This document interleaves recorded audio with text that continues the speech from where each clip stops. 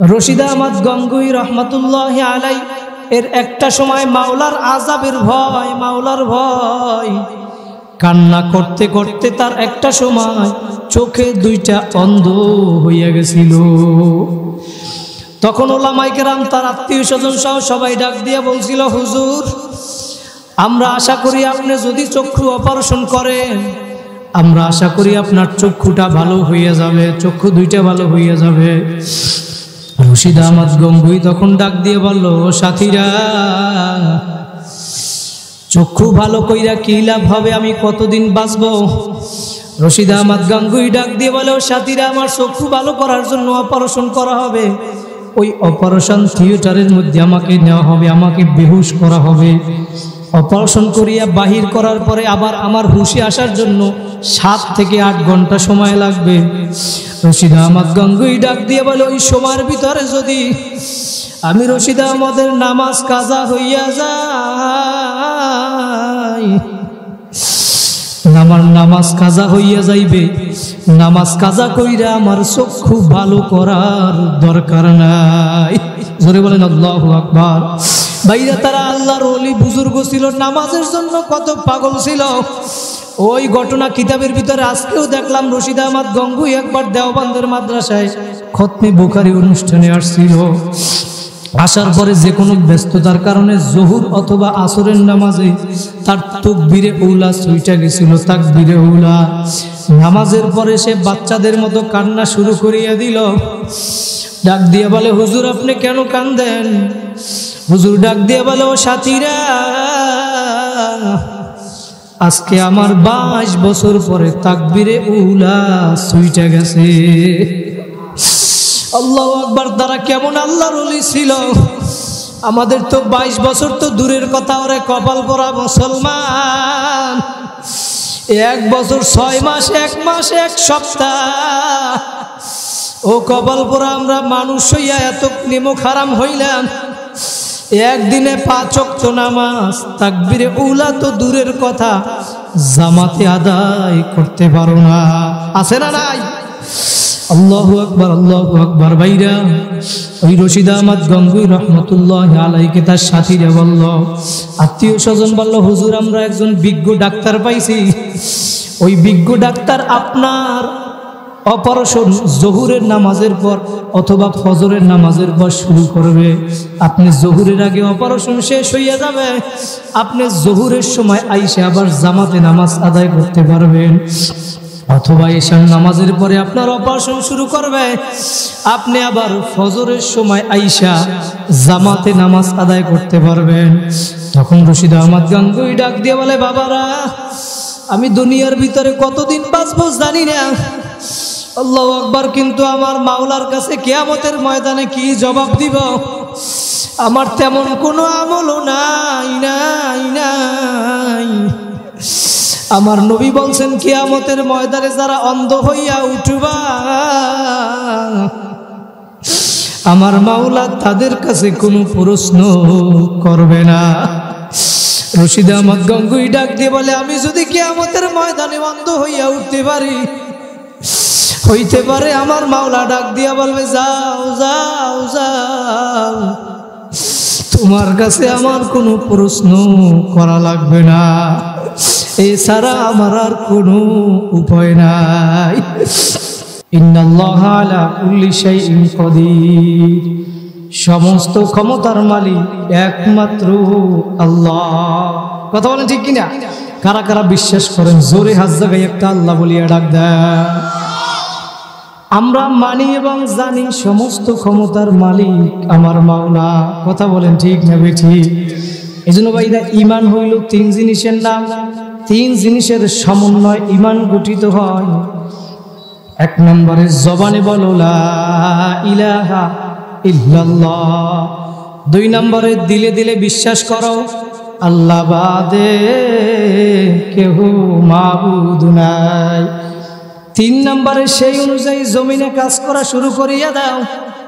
দুনিয়ার কারো কোনো ক্ষমতা নাই নাই নাই। ইন্নাল্লাহা আলা কুল্লি শাইইন কাদির। সমস্ত ক্ষমতার মালিক আমার মাওলা। কথা বলেন ঠিক না ঠিক?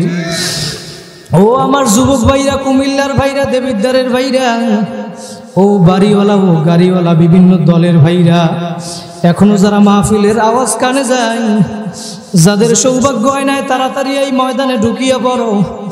কার কখন মৌয়াত হইয়া যাবে ভাইরা জানা নাই। ও আমার যুবক ভাইরা, ও ধনী ও গরিব, মনকে বুঝা ওরে মন। সারা বাংলাদেশের ভিতরে ঢাকা শহর থেকে দৈনিক শত শত লাশ গ্রামের বাড়ি চলিয়ে যায়। একবার যে চলিয়া যায় আর কোনো দিন আসে না। ভাইরা, যুবক ভাইও আমার যুবক ভাইরা, পুরুষদেরকে 3টা কাপড়, মহিলাদেরকে 5টা কাপড় পরাইয়া ওই গ্রামে নিয়ে কবরের ভিতরে ফেলাইয়া রাখবে। কই এখন তুমি তাকাইয়া দেখো,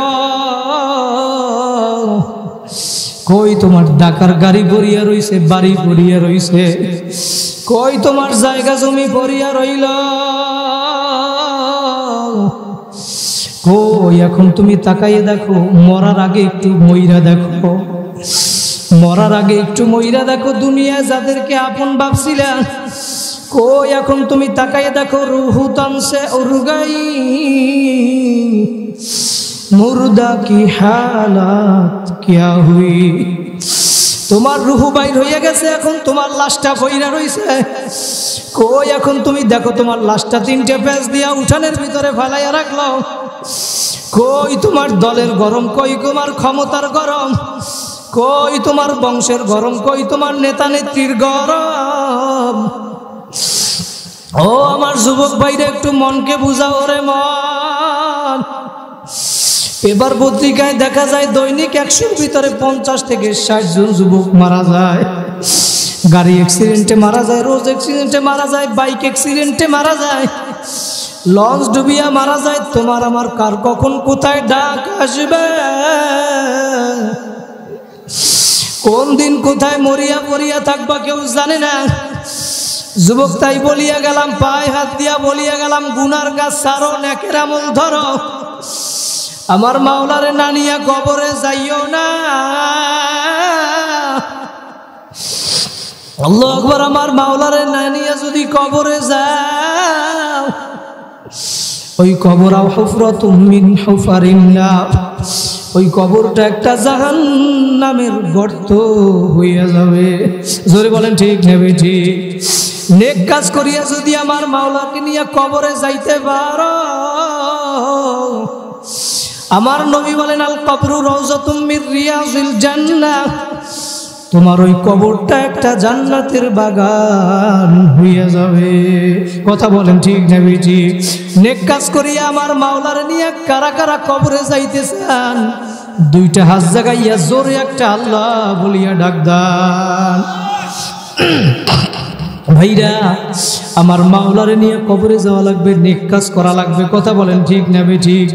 দুনিয়ার ভিতরে যারা জান্নাতের সার্টিফিকেট পাইল, আল্লাহু আকবার, দুনিয়ার ভিতরে 10 জন সাহাবী জান্নাতের সার্টিফিকেট পাইল। আবু বকর, ওমর, উসমান, আলী, তালহা, জুবাইর, আব্দুর রহমান ইবনে আউফ, সাদ ইবনে আবি ওয়াক্কাস, সাঈদ ইবনে যায়েদ, আবু উবাইদা ইবনুল জাররাহ রাদিয়াল্লাহু তাআলা আনহুমা, এই 10 জন সাহাবী দুনিয়ার ভিতরে জান্নাতের সার্টিফিকেট পাইল। জোরে বলেন সুবহানাল্লাহ। বাইরে তারা জান্নাতের সার্টিফিকেট পাওয়ার পরেও নেক কাজ কি ছাড়ছে?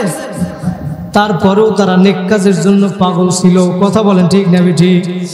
ভাইরা, আমি যেই শুরুতে যেই আয়াত পড়ছি, ইল্লা মান তাবা ওয়া আমানা ওয়া আমিলা আমালান সলিহা ফাউলাইকা ইউবাদদিলুল্লাহু সাইয়্যাতিহিম হাসানাত। আল্লাহ পাক রব্বুল আলামিন বলেন, তওবার মতো যদি তওবা করতে পারো, আল্লাহু আকবার, নেক আমল যদি বাড়াইতে পারো, ফাউলাইকা ইউবাদদিলুল্লাহু সাইয়্যাতিহিম হাসানাত, আমার মাওলা বলে, বান্দা বান্দি, আমি তোমাদের জীবনের সব গুনাহ খাতাগুলি মাফ করিয়া দিব। আল্লাহ রব্বুল আলামিন বলেন, শুধু মাফ করব তাই নয়, ইউবাদদিলুল্লাহু সাইয়্যাতিহিম হাসানাত, আমি তোমার ওই গুনাহগুলোকে সব নেকের দ্বারা পরিবর্তন করিয়ে দিব। জোরে বলেন সুবহানাল্লাহ। যখন এই আয়াতটা নাজিল হয়, এই আয়াতের শানে নজুল, হযরত আবু বকর সিদ্দিক রাদিয়াল্লাহু তাআলা চিন্তা করলেন যে আমার মাওলা যদি সমস্ত গুনাহগুলোকে নেকের দ্বারা পরিবর্তন করিয়ে দেয়, তাহলে আমার থেকে মনে হয় ওমরের নেকি বেশি হয়ে যাবে। সুবহানাল্লাহ। কারণ হযরত ওমর ফারুক রাদিয়াল্লাহু তাআলা ইসলাম গ্রহণ করছে অনেক পরে আবু বকর রাদিয়াল্লাহু তাআলা। আবু বকর রাদিয়াল্লাহু তাআলা চিন্তা করলেন যে ওমরের আমলনামায় কিছু গুনাহ বেশি, তাহলে বেশি গুনাহ যদি আল্লাহ পাক নেকের দ্বারা পরিবর্তন করিয়ে দেয়, তাহলে ওমরের নেকি আমার থেকে বেশি হয়ে যাবে না? আবু বকর রাদিয়াল্লাহু তাআলা চিন্তা করেন, এক নম্বরে যিনি জান্নাতের সার্টিফিকেট পাইছেন, এখন ওমরের কাছে গেছে, যাই বলতেছে, ওমর আমার নেকি আমি তোমার নেকির সাথে পরিবর্তন করতে চাই। সুবহানাল্লাহ। ওমর ফারুক রাদিয়াল্লাহু তাআলা ডাক দিয়ে কি বলে জানেন? বলতেছে, আবু বকর আপনার সব নেকি আমি ওমরকে দেওয়া লাগবে না, আমি ওমরের সমস্ত নেকি আপনাকে দিয়ে দেব, আপনার এক রাত্রের নেকি আমি ওমরকে দিলেই যথেষ্ট। জোরে বলেন সুবহানাল্লাহ। এখন একটু চিন্তায় পড়ছেন আবু বকর রাদিয়াল্লাহু তাআলা, চিন্তা করে আমি ওমরকে দিতে চাইলাম আমার সব নেকি, ওমর বলতেছে এক রাত্রের নেকি দিলেই যথেষ্ট। একটু কেমন জানি না বিষয়টা। আবু বকর রাদিয়াল্লাহু তাআলা চিন্তা করেন, এক নম্বরে দুনিয়ার ভিতরে সার্টিফিকেট পাইছে, সেই আবু বকর কেমন আবু বকর ছিল? আল্লাহু আকবার। আবু বকর রাদিয়াল্লাহু তাআলা কি পরিমাণ ক্ষমতা ছিল, দুনিয়ার ভিতরে সমস্ত নবীদের পরে যিনি উত্তম, তার নাম কি? হযরত আবু বকর সিদ্দিক রাদিয়াল্লাহু তাআলা। একবার জিবরাইল আলাইহিস সালাম আল্লাহ রসুলের কাছে আইসা জিজ্ঞেস করতেছেন, ইয়া রাসূলুল্লাহ, ইয়া হাবিবাল্লাহ, আমি আপনার নিকটে এত দ্রুত আসি যাই, এত দ্রুত আসি, আমার তো অনেক ক্ষমতা, ফেরেশতাদের ভিতরেও আমার অনেক ক্ষমতা, অনেক শক্তি, তো আমি একটু আপনার সাথে শক্তি পরীক্ষা করতে চাই। আল্লাহ রসুল বলে, জিবরাইল তুমি আমার সাথে শক্তি পরীক্ষা করবা? তোমার থেকে তো আমার একটা উম্মতের শক্তি বেশি। সুবহানাল্লাহ। জিবরাইল আলাইহিস সালাম বলতেছে, ইয়া রাসূলুল্লাহ, তাহলে আমার থেকে আপনার উম্মতের ক্ষমতা বেশি, শক্তি বেশি, তাহলে আমি দেখতে চাই ওই উম্মতটা কি। জোরে বলে সুবহানাল্লাহ।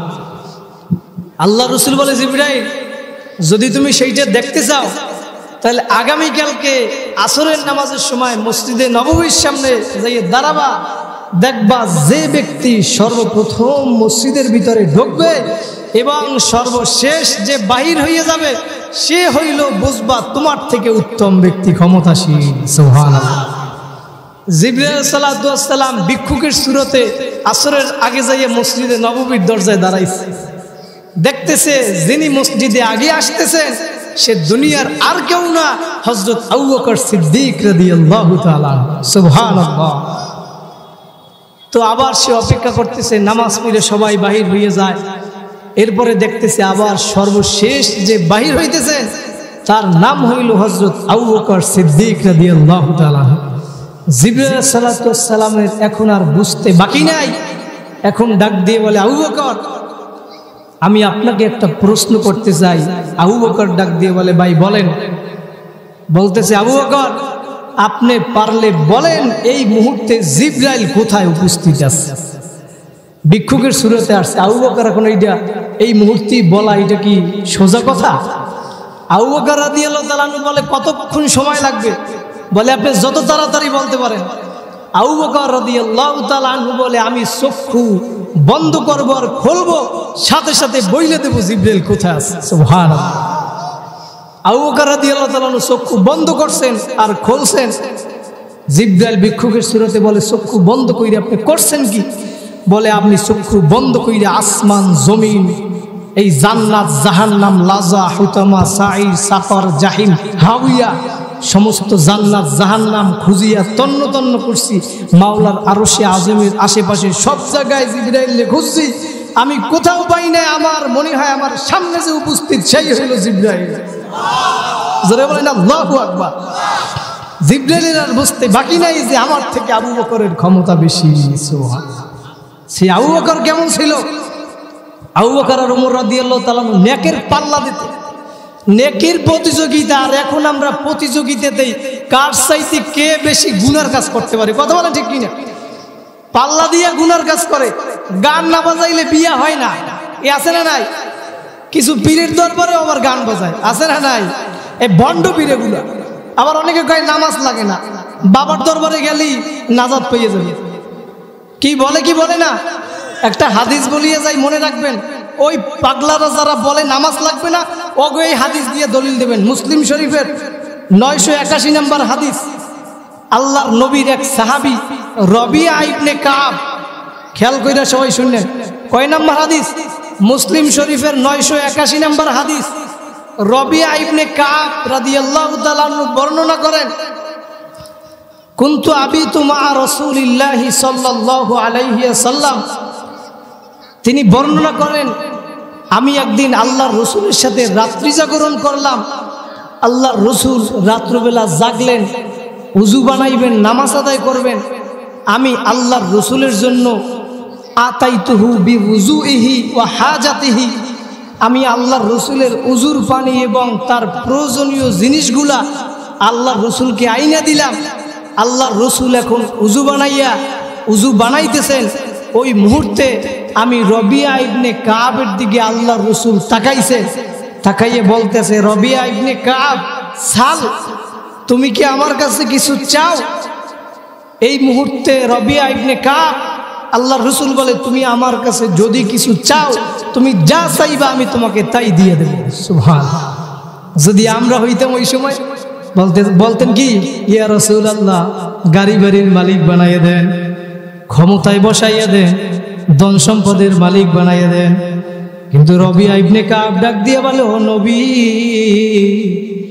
দুনিয়ার কোনো ক্ষমতা আমি চাই না। আসআলুকা মুরাফাকাতাকা ফিল জান্নাহ, ও নবী, আমি জান্নাতের ভিতরে আপনার কাছাকাছি থাকতে চাই।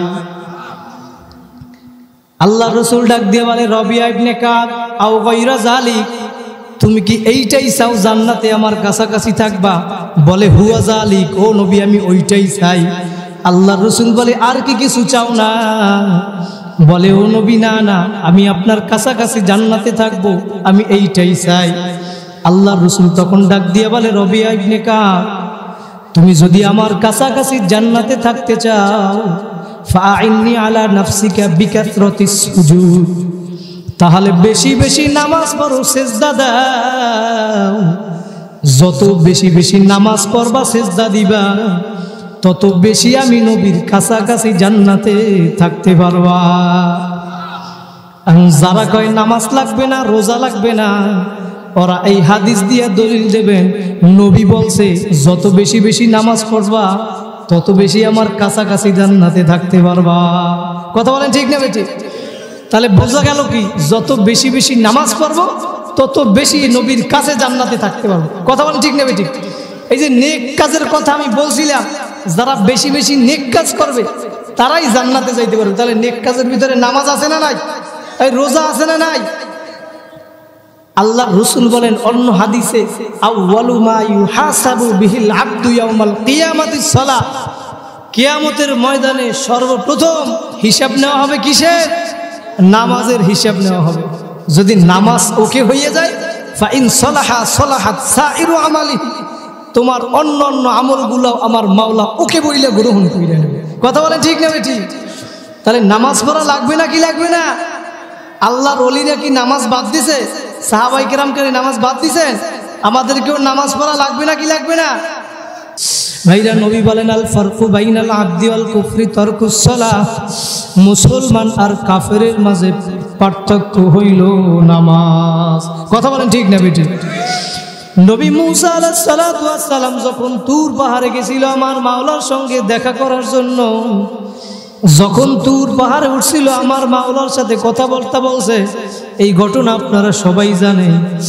যখন আমার মাওলার সঙ্গে কথা বলার পরে নবী মুসা ডাক দিয়ে বলে, ও দয়ার মালিক, আমি এই তুর পাহাড়ে উঠলাম, আপনার সাথে কথা বলতেছি, আমার মনে হয় আপনার এত নিকটবর্তী আমি হইলাম, আমার ভিতরে এত নিকটবর্তী হইছি আপনার আমার মাঝে, মনে হয় এত নিকটবর্তী কিয়ামতের আগ পর্যন্ত কেউ হইতে পারবে না। আল্লাহ পাক রব্বুল আলামিন ডাক দিয়ে বলে, ও মুসা, তুমি আমার মাঝে যত নিকটবর্তী হইছো, বাইনি ওয়া বাইনাকা হিজাব, তোমার আমার মাঝে এখনো পর্দা আছে ৭০,০০০। কুল্লা হিজাব আলফাসানা, প্রত্যেক পর্দা ১,০০০ বছরের রাস্তা, প্রত্যেক পর্দা ১,০০০ বছরের রাস্তা। কিন্তু মুসা, সাতাতি উম্মাতু হাবিবি, আমার বন্ধুর উম্মত আসবে, আমি মাওলা তাদের সাথে কথা বলবো, তারাও আমার সাথে কথা বলবে। ফালা হিজাবা বাইনি ওয়া বাইনাহুম, আমি মাওলা যখন তাদের সাথে কথা বলবো, তারা যখন আমার সাথে কথা বলবে, আমার ওই নবীর উম্মতগুলা যখন আমি সিজদার ভিতরে, আমি মাওলার কুদরতি পায়ের ভিতরে সিজদা লাগাইবে, তখন ওই বান্দা বান্দির ভিতরে আমার ভিতরে কোনো পর্দাই থাকবে না। নবী মুসা ডাক দিয়া বলে, ও দয়ার মালিক, যদি তাই হয় তাহলে আমাকে নবী বানানোর দরকার নাই, তুমিও আমাকে সেই নবীর উম্মত বানাইয়া দাও।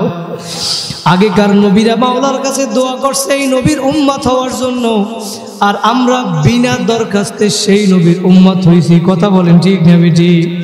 কোনোদিন মাওলার কাছে দরখাস্ত করি নাই, আল্লাহ রাব্বুল আলামিন সেই নবীর উম্মত বানাইয়া কত সুন্দর করিয়া নিয়ামত দিয়া দুনিয়ার ভিতরে বাঁচাইয়া রাখলো।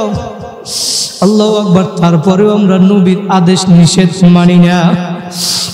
ভাইরা, আল্লাহ পাক রব্বুল আলামিন ডাক দেয়ালে বলে, মুসা, আর যখন আমার উম্মতরা নামাজের ভিতরে আমার পায়ের ভিতরে সিজদা দিবে, তখন তাদের ভিতরে আমার ভিতরে কোনো পর্দাই থাকবে না।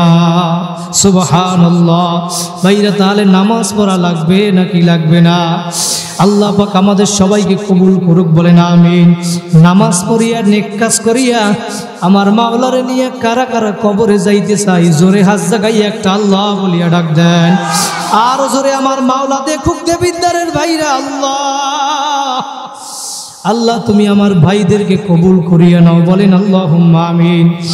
আবু বকর রাদিয়াল্লাহু তাআলা আনহু যেই কথা বলতেছিলাম, ওমর ফারুক রাদিয়াল্লাহু তাআলা আনহু দুইজনের নেকের জন্য পাল্লা প্রতিযোগিতা দিল, কার থেকে কে বেশি নেক কাজ করতে পারে। প্রতিযোগিতা শুরু হয়ে গেছে। ওমর ফারুক রাদিয়াল্লাহু তাআলা আনহু, আবু বকর রাদিয়াল্লাহু তাআলা আনহু, এই দুইজনের নেকের প্রতিযোগিতা দিল। বিধবা যত মহিলা আছে সবার যা প্রয়োজন এইগুলা তারা আইনা দিবে। হযরত আবু বকর রাদিয়াল্লাহু তাআলা আনহু, ওমর ফারুক রাদিয়াল্লাহু তাআলা আনহু, একজন মহিলা বিধবা, ওই মহিলার পানি আইনা দিত প্রতিদিন। কে আনতে পারে এই পানি আনার জন্য প্রতিযোগিতা শুরু হয়ে যাইত। একদিন হযরত আবু বকর রাদিয়াল্লাহু তাআলা আনহু, ওমর ফারুক রাদিয়াল্লাহু তাআলা আনহু, ওমর ফারুক রাদিয়াল্লাহু তাআলা একদিন ফজরের নামাজ পড়িয়া ওই মহিলার বাড়ি গেল। গিয়া বলতেছে, ও মহিলা, আপনার পানির পাত্রটা দেন, আমি আপনাকে পানি আইনা দিব। ওই মহিলা ডাক দিয়া বলে, ওমর, তোমার আগে আইসা কে যেন আমাকে পানি দিয়া গেছে। ওমর ফারুক রাদিয়াল্লাহু তাআলা আনহু ডাক দিয়া বলেন, আমি আজকে ফজরের পরে পানি দিতে চাইলাম, নেক কাজ করতে চাইলাম, কিন্তু পারি নাই। আগামীকালকে আমি তাহাজ্জুদ নামাজের সময় আসব, আমি আইসা মহিলার পানি দিয়া যাব। সুবহানাল্লাহ।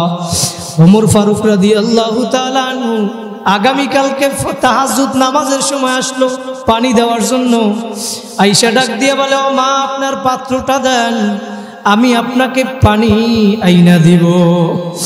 ওই মহিলা আজকেও ডাক দিয়া বলতেছে, ওমর, আজকেও তোমার আগে আইসা কি যেন আমাকে পানি দিয়ে গেছে। ওমর ফারুক রাদিয়াল্লাহু তাআলা এখন চিন্তা করে, ফজরের পরে আসি, পাই নাই। আজকে তাহাজ্জুদ নামাজের সময় আসলাম, তাও পাই নাই। আজকে রাত্রবেলা আমি ঘুমাবই না, দেখবো কে আইসা পানি দিয়া যায়। সুবহানাল্লাহ। ওমর ফারুক রাদিয়াল্লাহু তাআলা বাইরা দেখেন, জান্নাতের ভিতরে সার্টিফিকেট পাইল 10 জন, দুনিয়ার ভিতরে জান্নাতের সার্টিফিকেট পাইল। 1 নম্বরে আবু বকর, 2 নম্বরে ওমর। এই দুইজন নেকের জন্য কি প্রতিযোগিতা শুরু হইয়া গেল। ওমর ফারুক রাদিয়াল্লাহু তাআলা আনহু আজকে এশার নামাজ পড়িয়া খেজুর গাছের গোড়া ওই মহিলার বাড়ির সামনে দাঁড়াইয়া রইল। দাঁড়াইয়ে দাঁড়াইয়ে দেখে রাত্র যখন গভীর হইল, কে যেন খালি পায় আইসা মহিলার পানি দিয়ে যায়। সুবহানাল্লাহ। ওমর ফারুক রাদিয়াল্লাহু তাআলা আনহুর ভিতরে কৌতূহল জাগছে, আজকে ওই ব্যক্তি কে, এইটা আমি ওমর দেইখা ছাড়বো, কে পানি দিয়ে যায় আমার আগে আইসা। এখন যখন খালি পাই যায়, তখন ওমর ডাক দিয়া দেখে দুনিয়ার আর কেউ না, তিনি হইলেন হযরত আবু বকর সিদ্দিক। জোরে বলেন আল্লাহু আকবার। ওমর ফারুক ডাক দিয়া বলে, আবু বকর, আপনার সাথে আমি কোনোদিন নেকের পাল্লা দিয়া পারি নাই। আল্লাহ রাসূল একবার যুদ্ধের জন্য চাঁদা চাইছিল, দান চাইছিল। ওমর ফারুক রাদিয়াল্লাহু তাআলা আনহুর সম্পদ ছিল বেশি। ওমর ফারুক রাদিয়াল্লাহু তাআলা আনহু মনে মনে এবার চিন্তা করলো, আজকে আমি আবু বকরের থেকে ফার্স্ট হইয়া যাব। আমার যেই সম্পদ আছে, এই কিতাবের ভিতরে আসছে লবণের বাটিটা পর্যন্ত নিয়ে আসছে। সুবহানাল্লাহ। আল্লাহর রাসূল বলে, আবু বকর, আপনি ঘরে কি রাইখা আসছেন? বলি, ইয়া রাসূলুল্লাহ, ইয়া হাবিবাল্লাহ, আমি ঘরে রাইখা আসছি আপনারে আর আমার মাওলারে। ওমর রাদিয়াল্লাহু তাআলা আনহু নেকের পাল্লা দিয়ে কোনোদিন পারে নাই।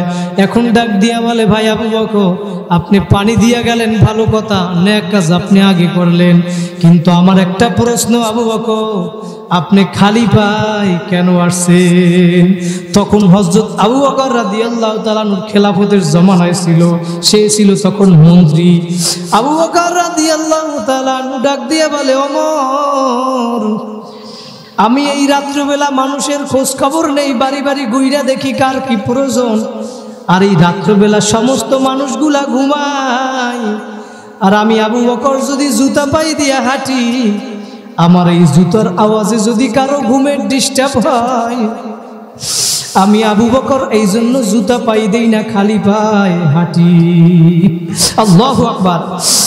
আর ভাইরা, বর্তমান দেখবেন আমাদের দেশে আপনাদের আমাদের ছেলেরা রাত্রবেলা, দিনের বেলা তো দূরের কথা, রাত্রবেলাও এমনভাবে গান বাজনা বাজায়, রাত্রবেলা মানুষ ঘুমের তো দূরের কথা, কবরের মুদ্রাগুলা পর্যন্ত কাঁপতে থাকে। কথা বলেন, আছে না নাই? এদের বিরুদ্ধে স্লোগান দিতে হবে, গান বাজনা বাজাইতে পারবা না, বাজাও তুমি কানের মধ্যে দিয়ে একলা শোনো, কোনো মানুষকে রাত্রবেলা ডিস্টার্ব করতে পারবা না। কথা বলেন, ঠিক না ঠিক? কারা কারা পারবেন জোরে হাত জাগাই আল্লাহু আকবার, নারায়ে তাকবীর। আল্লাহ পাক আমাদের সবাইকে কবুল করুক, বলেন আল্লাহুম্মা আমিন। ভাইরা, তাহলে সাহাবায়ে কেরাম তারা নেকির জন্য কত পাগল ছিল। যেই ঘটনা বলছিলাম, ওই আয়াতের ভিতরে আল্লাহ পাক রব্বুল আলামিন কি বলছেন? যারা তওবার মতো তওবা করবা, নেকের আমল বাড়াইতে পারবা, আমি মাওলা তাদের গুনাহগুলাকে নেকের দ্বারা পরিবর্তন করিয়ে দেব। আবু বকর কি বলছিল?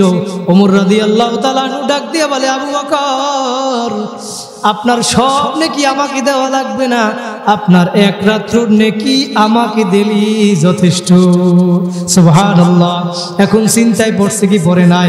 যেই ঘটনা বলতেছিলাম, আবু বকর রাদিয়াল্লাহু তাআলা আনহু, বাইরা খেয়াল করেন, মন দিয়ে একটু শোনেন, দিলের কান লাগাইয়া শোনো। এই মজলিসার আগামী বছর পাবা কিনা কোনো জানা নাই। ভাইরা, এই মাহফিলে আসছো, আবার এই মাহফিল দিয়া বাড়ি যাবা কিনা কোনো গ্যারান্টি নাই। কার কোন কথা দিলের ভিতরে লাইগে যাবে আমার মাওলা ছাড়া কেউ জানে না। ভাইরা, আবু বকর রাদিয়াল্লাহু তাআলা আনহু এখন চিন্তা করলেন, আমি ওমরের সব নেকি দিতে চাইলাম, কিন্তু ওমর বলছে এক রাত্রর নেকি। আবু বকর এখন চিন্তা করে, না না না, নেকি এখন দেওয়া যাবে না, আমি আল্লাহর রাসূলের সাথে একটু পরামর্শ কইরা দেখি। সুবহানাল্লাহ।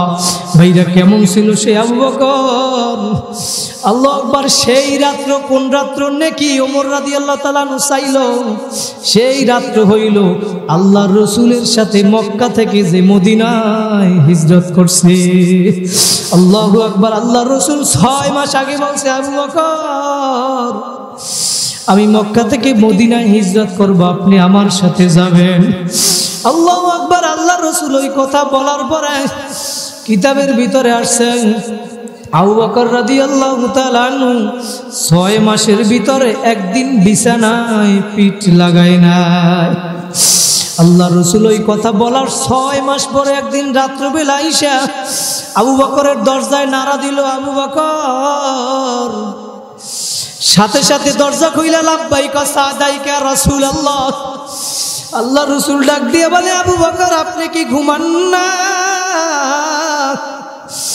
আবু বকর ডাক দিয়ে বলে, ইয়া রাসূলুল্লাহ ইয়া হাবিবাল্লাহ, আমি যদি ঘুমাইয়া থাকি আর আপনি নবী যদি আইসা আমারে ডাক দেন, আর আমি নবী যদি আপনার ডাকে, আমি আবু বকর যদি আপনার ডাকে সাড়া না দিতে পারি, আপনি নবী যদি কষ্ট পান, আপনার জীবনে তো অনেক কষ্ট আর কষ্ট, ওই মক্কায় আপনি থাকতে পারেন নাই, ওই তায়েফের ময়দানে দাওয়াত দেওয়ার জন্য যখন গেলেন, তায়েফের মানুষগুলো আপনারে কষ্ট দিল, ও নবী আপনার মা নাই, বাবা নাই, আজকে আপনি আবু বকর আমাকে এসে ডাক দিবেন, আমি ঘুমাবো, তা হইতে পারে না।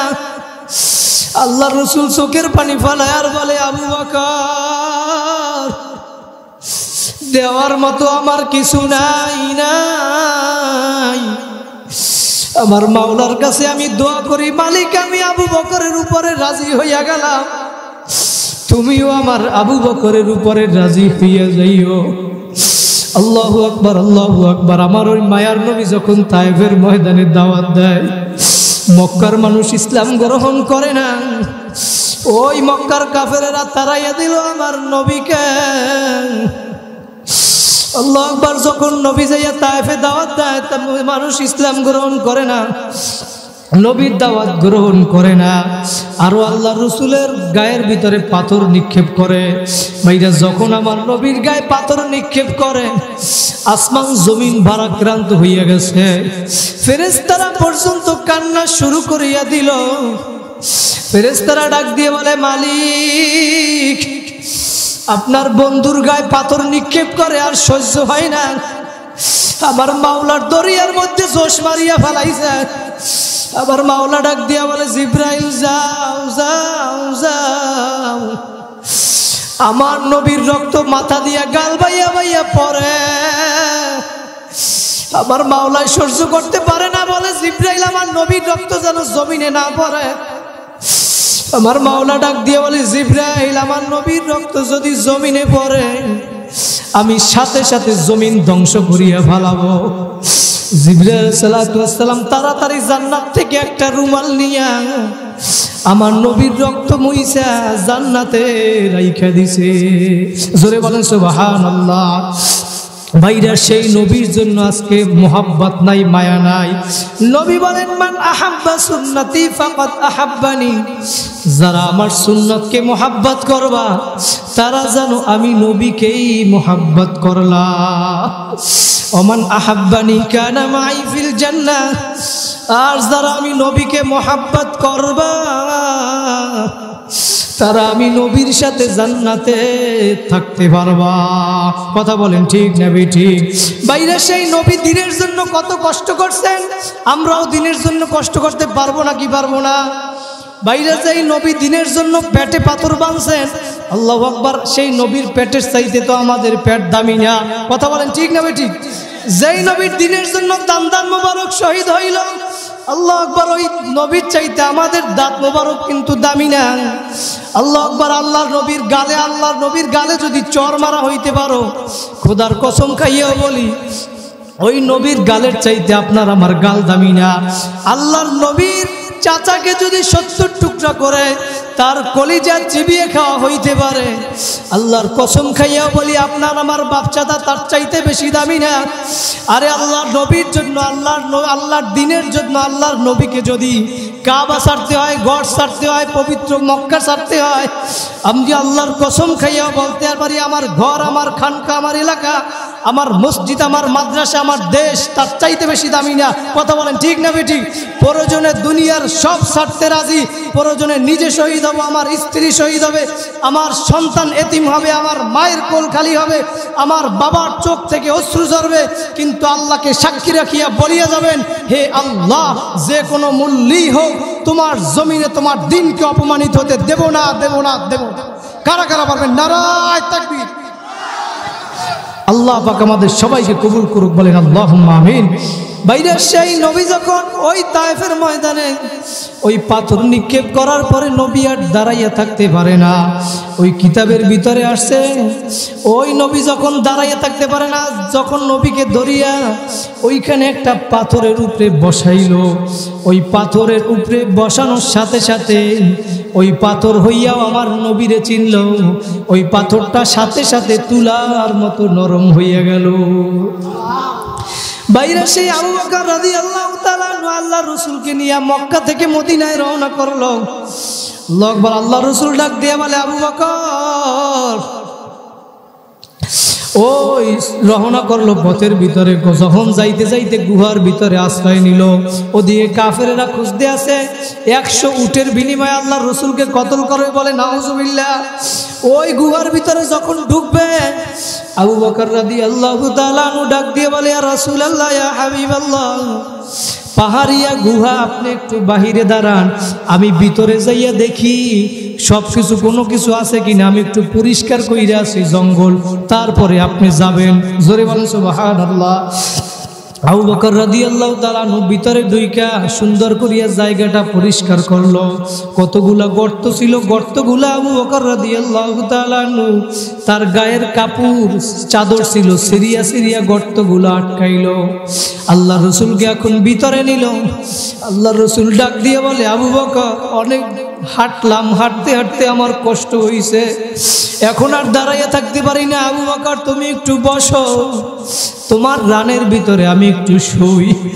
আল্লাহ রসুল ওই গুহার ভিতরে আবু বকর আসন দিয়ে বসছে, আবু বকরের রানের উপরে আল্লাহ রসুল মাথা দিয়ে শুইছে। আল্লাহ রসুল একটু ঘুমাইয়া পড়লো। আবু বকর রাদিয়াল্লাহু তাআলা আনহু ওই চাদর দিয়া যেই গর্তগুলো আটকাইছিল, কিন্তু 2-1টা গর্ত ছিল যার কাপড় ছিল না, আটকাইতে পারে নাই। আবু বকর রাদিয়াল্লাহু তাআলা আনহু চিন্তা করলেন, পাহাড়িয়া গুহা, ভিতরে কোনো সাপ টাপ বিষাক্ত থাকতে পারে, এই জন্য তার পাও দিয়া গর্ত আটকাইয়া রাখলো।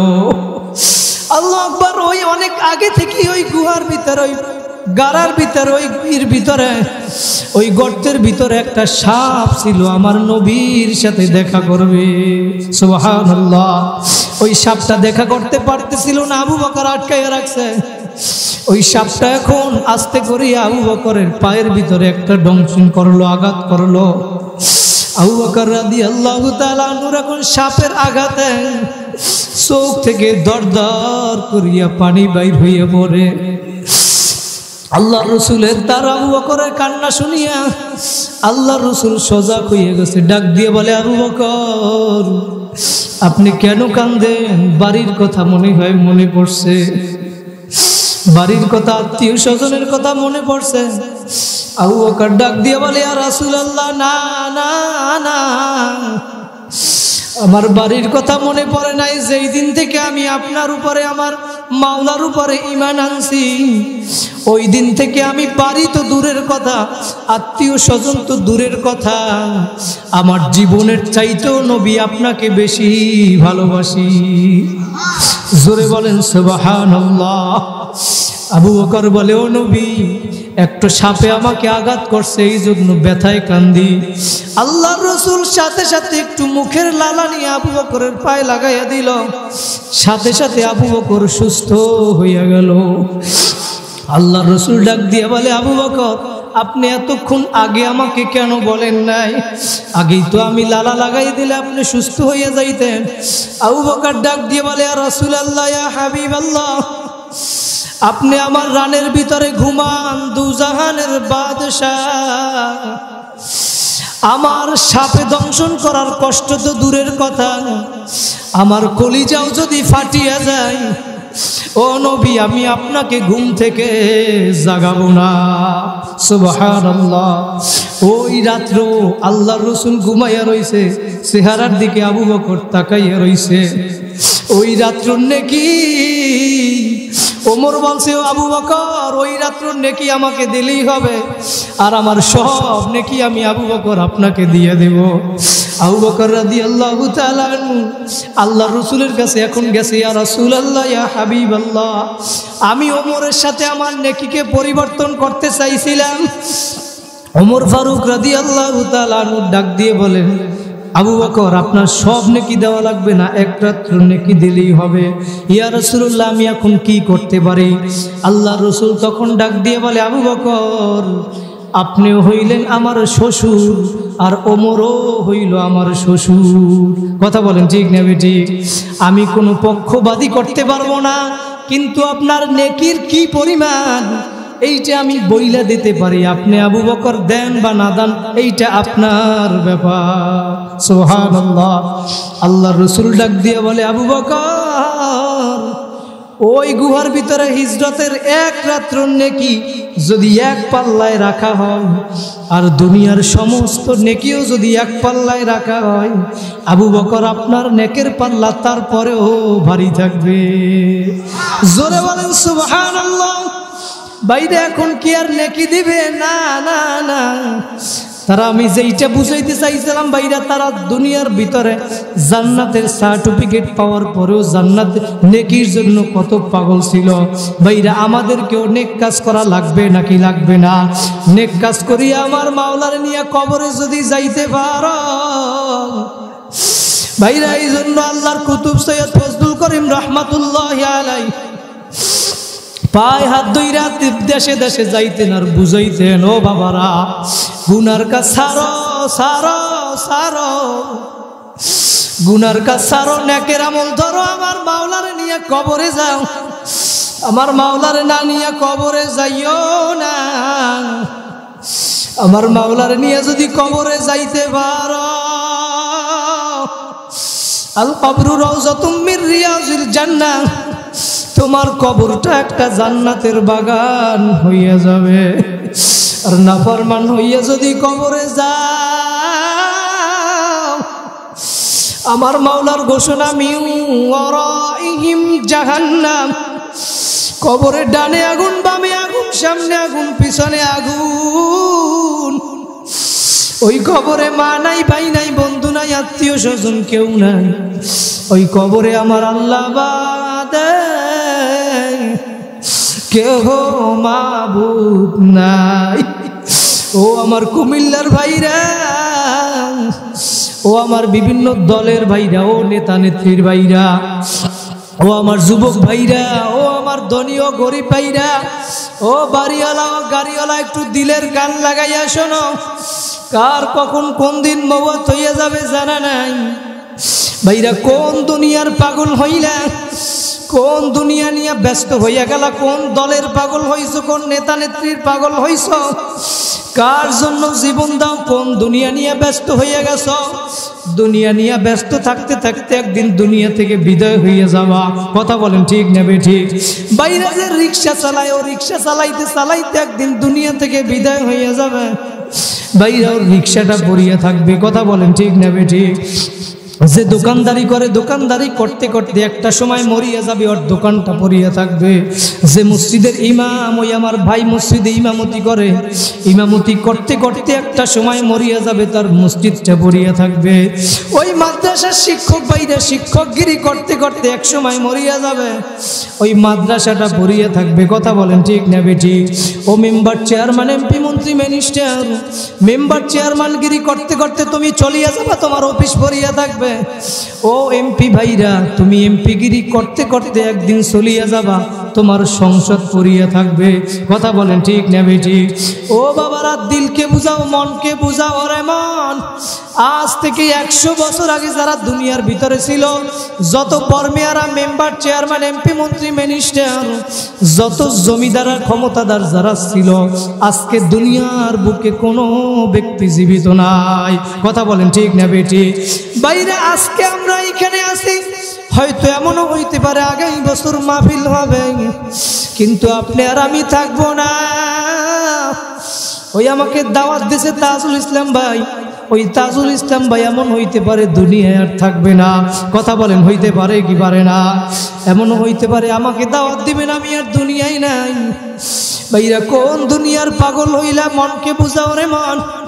তুমি দুনিয়া থেকে বিদায় হইয়া যাওয়ার পরে তুমি একটু তাকাইয়া দেখো, কই তোমার বর্মিয়াগিরি, কই তোমার ক্ষমতাগিরি, কই তোমার বংশের গিরি? এখন তোমাকে 3টা কাপড় দিয়ে পেঁচ দিয়ে ফালাইয়া রাখবে। কথা বলেন, ঠিক না ঠিক? 3টা বান দিয়ে ফালাইয়া রাখবেন। পায়ের ভিতরে একটা বান দিবে, বুকের ভিতরে একটা বান দিবে, মাথার ভিতরে একটা বান দিয়ে ফালাইয়া দিবে। ও বাজান, একটু দিলের কান লাগাইয়া খেয়াল করো, মনকে বুঝাও রে মন। মাথার বাদে বুঝা গেল রে মন, আর কোন দিন বড় বড় কদম নাই। বুকের বাঁধে বোঝা গেল ওরে মন, আর কোন দিন হাত নাড়বার শক্তি নাই। কথা বলেন, ঠিক না বেঠিক? মাথার বাঁধে বোঝা গেল রে মন, আর কোন দিন বড় বড় কথা বলার শক্তি নাই। মাটির নিচে বাড়ি আমার, মাটির নিচে ঘর। এ দুনিয়ায় যারা আপন সবাই এখন পর। কথা বলেন, ঠিক না বেটি? আপন আপন যাকে ভাবো, কেউ তো তোমার আপন না। এক আপন হইল আমার দয়ার নবী, আর এক আপন হইল, জোরে বলেন কে? আরো জোরে বলেন কে? বাইরে মাওলারে কবরে নিয়ে যাওয়া লাগবে নাকি লাগবে না? কারা কারা মাওলারে কবরে নিয়ে যাইতে চান? আর একবার জোরে একটা আল্লাহ বলিয়া ডাক দেন।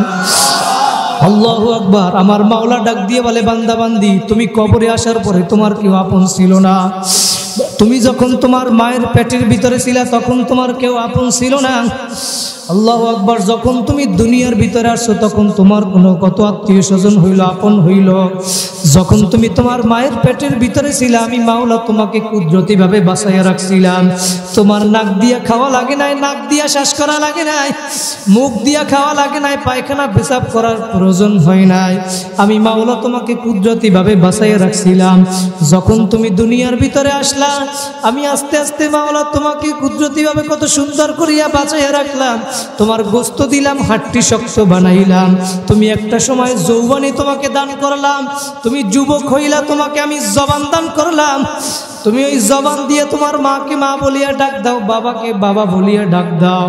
তোমার মা বাবার কুদরতি অন্তরটা ঠান্ডা হইয়া যায়।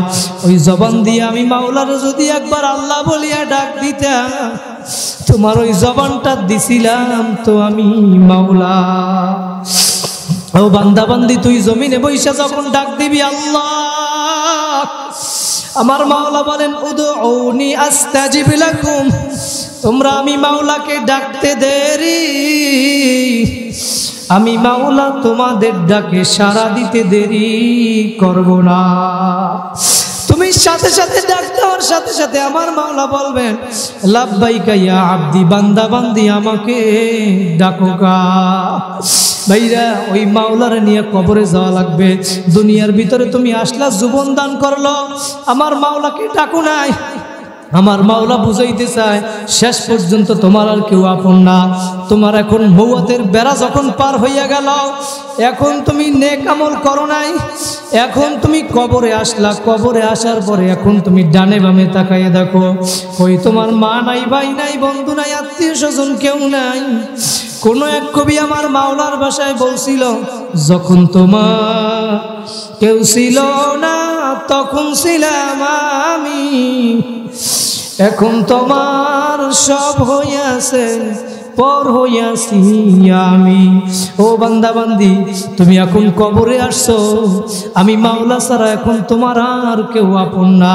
ওই কবরের তদবির, কবরে বৈশা ভাইরা ভালো কিছু পাওয়ার জন্য দুনিয়ায় বৈশা নেক কাজ করিয়া যাওয়া লাগবে নাকি লাগবে না?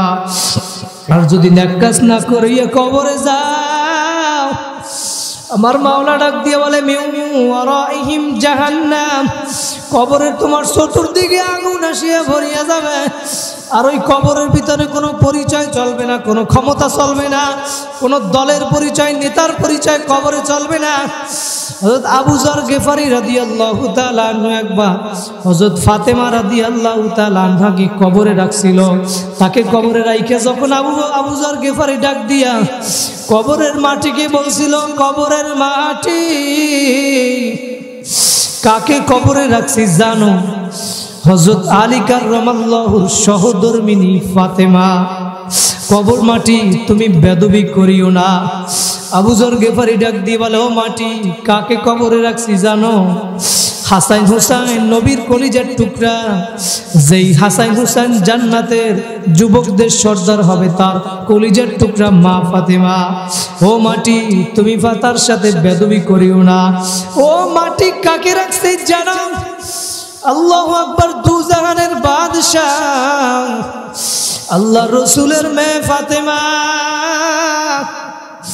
ফাতেমাকে কবরে রাখলাম। ও মাটি, বেদবি করিও না।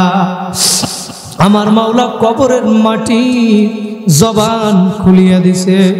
কবরের মাটি ডাক দিয়ে বলে, আবু যর, আমি কবরের মাটি কোন বংশের মেয়ে, কার মেয়ে, কার স্ত্রী, কার মা, এই পরিচয় চলবে না। কোনো দলের পরিচয় চলবে না, কোনো নেতার পরিচয় চলবে না। আমি কবরের কাছে যদি ভালো আমল নিয়ে নেক নিয়ে আসতে পারো, আমি কবরের মাটি তোমার জন্য জান্নাতের বাগান হইয়া যাব। সুবহানাল্লাহ, আল্লাহু আকবার। আমি কবরের মাটি দুই পাশ থেকে এমন জোরে চাপ মারব, আল্লাহ রসুল দেখাই দেয় ডান পাজরের হাড়টি বাম পাজরের ভিতরে ঢুকাইয়া ফেলাবে, বাম পাজরের হাড়টি ডান পাজরের ভিতরে ঢুকাইয়া ফেলাইবে।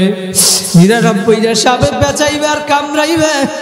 ও যুবক, সহ্য করতে পারবা না। মনকে বুঝাও রে মন, কোন দুনিয়ার পাগল হইলা, কোন দুনিয়ার পাগল হইলা, কিসের জন্য দুনিয়ায় আসলা, কি করতেছো আর কি নিয়ে দুনিয়া থেকে রওনা করলা?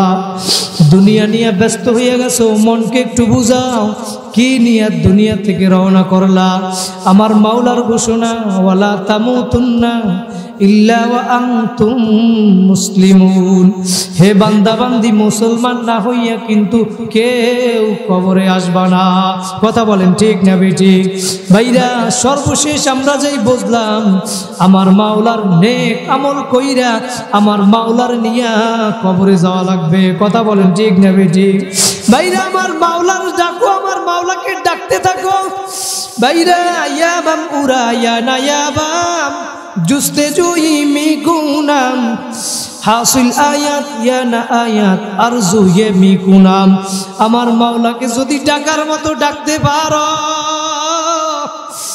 ও কুমিল্লার ভাইরা, ডাকো আর আমার মাওলাকে বলো, মালিক, তুমি আমার ডাকে সাড়া দাও বা না দাও, তুমি আমাকে মাফ করো আর নাইবা করো, আমি তোমার দরবারে ডাকা ছাড়বো না, কান্না বন্ধ করবো না।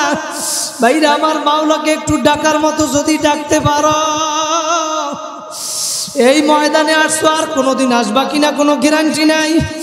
এই দিনই মজলিসে দুই ফুটা চোখের পানি সারিয়া আমি মাওলাকে ডাক দিতে পারো। আমার নবী বলেন, ইবুকু ইবুকু ইল্লাম তাবুকু। বান্দা বান্দি, হে আমার উম্মতেরা, যদি কান্না না আসে, কান্নার বাহানা করো, তাতেও সব হবে। সুবহানাল্লাহ। নবী বলেন, মান বাকা মিন খাশিয়াতিল্লাহ হারামাল্লাহু তিলকাল আইনা আলান নার। যেই চক্ষু আমি মাওলার ভয়ে কাঁদবি, ওই চক্ষু আমার মাওলা জাহান্নামে দিবে না। ভাইরা একটু আসন দিয়া বসেন, মাথাটা নত কইরা দেন, মনকে বুঝানো রে মন, দুই ফোঁটা চোখের পানি ছাড়িয়ে দাও। কার মা নাই, কার বাবা নাই, একটু মনে করো এই চাকচিক্যময় বাতি দেখা ওই আসল বাড়ি কবরের কথা বইলা গেলাম। এই বাড়ি তো তোমার আসল বাড়ি না। কার মা নাই, কার বাবা নাই, কার আব্বা নাই, কার ভাই নাই। ও ভাইরা, একদিন তুমিও আমিও দুনিয়া থেকে চইলা যাব। মনকে বুঝাও রে মন, মাথাটা নত কইরা যদি দুই ফোঁটা চোখের পানি ফালাইয়া আমার মাওলারে ডাক দিতে পারো, আল্লাহ, ভাইরা জোরে একটা আমার মাওলারে ডাক দেন, আরো জোরে আল্লাহ। আমার মাওলা দুনিয়ার, আমার মাওলা সব সহ্য করতে পারে, কিন্তু বান্দা বান্দি যখন দুই ফোঁটা চোখের পানি ডাক দিয়াটা বলে আল্লাহু হাজিরিন আল্লাহু নাজিরিন, ভাইরা যখন আমার মাওলাকে বান্দা বান্দি এই রকমের ডাকতে থাকে, ডাকার পরে বান্দা বান্দির সাথে যখন আমার মাওলার মোহাব্বত আস্তে আস্তে বাড়তে থাকে, বাড়তে বাড়তে এই বান্দা বান্দিগুলো আমার মাওলারে খোঁজ করা শুরু করিয়া দেয়। আমার মাওলা ডাক দিয়ে বলে, বান্দা বান্দিরা, অফি আনফুসিকুম আফালা তুবসিরুন, বান্দা বান্দি তুমি আমাকে কোথায় তালাশ করো, তোমার ভিতরে তাকাইয়ে দেখো, দেখো আমি মাওলা তোমার মধ্যেই আছি। ওয়ানাহনু আকরাবু ইলাইহি মিন হাবলিল ওয়ারিদ, তুমি আমাকে কোথায় তালাশ করো, আমি তো তোমার শাহরগের থেকেও কাছে অবস্থান করি। আনা মাকুম আইনামা কুনতুম, আমি তো তোমার মধ্যেই আছি, তুমি কোথায় আছো? ফাআইনামা তুওয়াল্লু ফাসাম্মা ওয়াজহুল্লাহ, বান্দা বান্দি তুমি যেদিকেই তাকাবা সেদিকেই দেখবা আমি মাওলায় আছি। কথা বলেন ঠিক না বেঠিক? বান্দা বান্দি মাওলাকে ডাকতে থাকবে, ডাকতে ডাকতে মাওলার সাথে এমন একটা সম্পর্ক হইয়া যায়, ওই বান্দা বান্দি কোথায় আছে তখন সে আর নিজেও জানে না। তখন সে শুধু দেখে তার ডানে নূর, বামনে নূর, সামনে নূর, পিছনে নূর, নূরুহুম ইয়াসা বাইনা আইদিহিম ওয়া বিআইমানিহিম, তার চতুর্দিকে মাওলার নূর, নূর, নূরুন আলা নূর। ওই বান্দা এখন ডাক দিয়ে বলে, হর তমন্না দিল সে রুখসাত হো গাই, আব তু আজা, আব তু খেলওয়াত আ গাই। ও মাবুদ গো, আমার দিলের দিকে তাকাইয়ে দেখো, দুনিয়ার কিছু নাই, নাই, নাই, তুমি একটু আমার কলবের ভিতরে আসো। আল্লাহু আকবার, আল্লাহু আকবার। ভাইরা, আমার মাওলাকে ডাকার মতো যদি ডাকতে পারো, আমার মাওলাকে যদি ডাকার মতো ডাকতে পারো, আমার মাওলা বলেন উদুনি আস্তাজিব লাকুম, তুমি আমাকে ডাকতে দেরি, আমি মাওলা তোমাকে তোমার ডাককে কবুল করতে দেরি করব না। ও আমার কুমিল্লার ভাইরা, মনকে বুঝাও রে মন, একটু 5টা মিনিট 10টা মিনিট আসন দিয়ে বসো, একটু 2 ফোঁটা চোখের পানি ফালানোর চেষ্টা করো। মনকে বুঝাও রে মন, কার মা নাই, কার বাবা নাই, এই দুনিয়া আসল বাড়ি না, আসল বাড়ি হইল আমার কবর। ওই মা নাই, বাবা নাই, কার কোন দিন মওত হয়ে যাবে জানা নাই। ও যুবক, কয়দিন আগে ঢাকায় বসে একটা বয়ানের শেষে এক যুবক আসলো, এক রিক্সাওয়ালা যুবক আমার হাতে কিছু টাকা দিয়া বলল, হুজুর, কিছুদিন আগে আমার বাবা মরিয়ে গেছে, একটু দোয়া কইরেন। ডাক দিয়া বলে, হুজুর, আমি এখন আমার সংসার চালানোর জন্য ঢাকার শহরে রিক্সা চালাইয়া খাই, রিক্সা চালাইয়া কাজ করি, আমার বাড়িতে মা আছে, মাকে আমি টাকা পাঠাই। হুজুর, আমার বাবা মরিয়ে গেছে, আমার বাবার জন্য একটু দোয়া কইরেন। আমার মাকে আমি রিক্সা চালাইয়া টাকা পয়সা পাঠাই, মোবাইলে কথা বলি, মা খুব আনন্দ, দোয়া করে আমার জন্য। হুজুর, কিছুদিন আগে আমার মাও দুনিয়া থেকে বিদায় হইয়া গেছে। যুবক ডাক দিয়ে বলে, হুজুর, আমি এখন ঢাকা শহরে চাকরি করি, ভালো টাকা বেতন পাই, সারাদিন চাকরি বাকরি করি, মানুষের সাথে থাকি। হুজুর, সারাদিন থাকি, আনন্দ ফুর্তি করি, কোনো কষ্ট হয় না, কিন্তু রাত্রবেলা যখন বিছানায় ঘুমাইতে যাই, ওই মা বাবার কথা মনে পড়িয়া সুখের বাড়ি আর রাখতে পারি না। কানতে কানতে হুজুর বালিশ ভিজাইয়া ফেলাই। এখন কত টাকা পয়সা হইল, বাবা যখন দুনিয়ায় বেঁচে ছিল আমার অনেক টাকা পয়সা ছিল না, আমার বাবারে একটা লুঙ্গি কিনিয়ে দিতে পারি না। ওই দিন আমি লুঙ্গি কিনতে গেলাম, লুঙ্গির দিকে তাকাইয়া আমার বাবার কথা মনে পড়ছে হুজুর। লুঙ্গি দেখে আমার বাবার কথা মনে পড়ে আমি মনে করলাম হুজুর, আমার বাবাই যদি আজকে থাকতো, আমার বাবাকে একটা লুঙ্গি না আমি চাইলে শত শত লুঙ্গি দিতে পারতাম। হুজুর আজকে আমার বাবা দুনিয়ায় নাই। স্ত্রী সন্তান নিয়ে মার্কেটে গেলাম স্ত্রীকে শাড়ি কেনার জন্য। যখন হুজুর আমি শাড়ি কিনতে গেলাম, শাড়ি দেখে আমার মায়ের কথা মনে পড়লো।